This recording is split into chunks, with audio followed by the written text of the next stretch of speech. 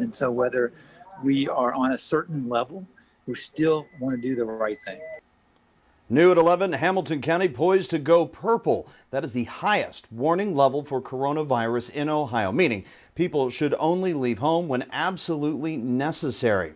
And we will learn tomorrow, of course, if Hamilton County indeed goes to level 4, but don't expect any immediate policy changes. That's right. Governor Mike DeWine says it is up to local leaders to take the next steps, and local officials say, well, they need guidance from Columbus. All of that as families are really wondering what to do on Halloween. WCPO 9 News reporter Jake Ryle spoke with the health commissioner of Hamilton County Public Health to find out if and how you should make plans this year. Is it safe for kids to go trick-or-treating? With masks, with appropriate masks and social distancing, and washing your hands, it's probably okay. Chief Clinical Officer of Mercy Health, Dr. Steve Feagins, says like the year 2020, you have to think things will be different. These holidays, it's best to stay with your regular family.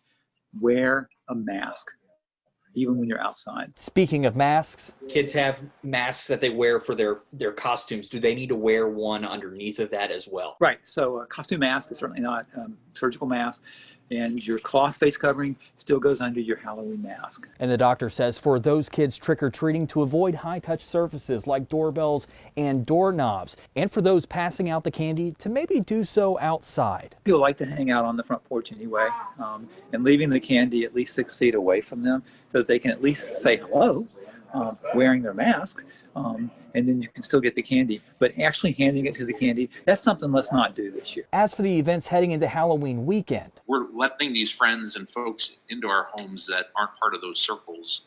We could maybe open up a little bit more if we're opening up and doing one or family's pumpkin carving with a mask on. and lastly, after the kids get the sugary goods, the doctor says to leave the candy alone for a day or two. Make sure you wash your hands as soon as you get home.